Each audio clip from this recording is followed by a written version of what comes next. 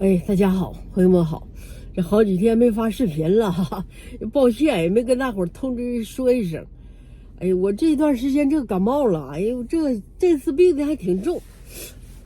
那个不光是这个嗓子疼、难受，完了后背也疼，后背有几天早晨就是早上起来都动不了了，是就躺那块儿，我就一点一点顾，一点一点扭，活动来活动。完了，这起床了，起床以后活动个大半天吧，上午这能消停疼好点，我到晚上睡觉以后，第二天早上又疼。这次这个病毒啊，和往次还不一样。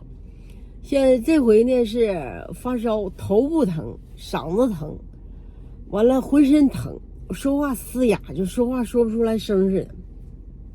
我那天看那五一新闻上有一个人，他得那个症状跟我这一样，就是前几天刚开始得的时候有点发冷，我就说测一下体温，测一下不发烧，36度5。完我还寻思，我说这怎么回事？我就那几天吧，刚开始我就吃药，吃泰诺，我这边没有买消炎抗生素啥不随便开，我必须得找医生，医生也不轻易给开。完我就吃那个泰诺，吃了也不管用，我这嗓子疼啊，刚开始疼。那天是吃火锅，我吃一块血豆腐，完了就烫了一下吧，我就以为可能是烫的呢，我没在意，完就嗓子疼了2天呢，也不见好，后来越来越严重，我说这不行啊，我得这个吃点那啥，我又上药房，因为那个啥，就我家孩子这不是头几天，我家姑娘儿媳妇头几天小天他们都得这个毛病了，就是嗓子疼。完他们也是持续好长时间不好，我说找医生给开了点抗生素，我姑娘的医生给开那个阿奇霉素，完了那个小天的就给开的阿莫西林，他俩没吃完，剩下的完我拿过来我就吃了几天，这回见轻了。我就是泰诺和阿奇霉素就这2样，在一块吃。完了对，还有那个止咳糖浆，就在少粉寺买的止咳糖浆，还吃这个了。哎，这回持续了好几天呢，就是这嗓子说话，今天早上起来好多了，晚上睡不着觉那几天咳嗽，对，嗓子疼还咳嗽，我忘说咳嗽了，成有咳嗽呀，我不睡觉，刚睡着这嗓子痒的就不行了，我就咳嗽，完了一宿的，你就昨天晚上睡着觉了，昨天晚上你看不到12点，可能将近12点吧，睡到至少7点多，哎呀。这一觉睡醒了以后，我就觉得这浑身都舒坦了，就轻松多了，脑子也不那么沉了。然后这段时间这个天气也不好，你看这多伦多这块又是这个天了，下雪，阴，灰蒙蒙的，这种灰蒙蒙的天啊。这几天所以就难受，我没发视频。今年10月份到现在已经犯了3回毛病了，头一回的是有3天的。干脆起不来床了，叫啥？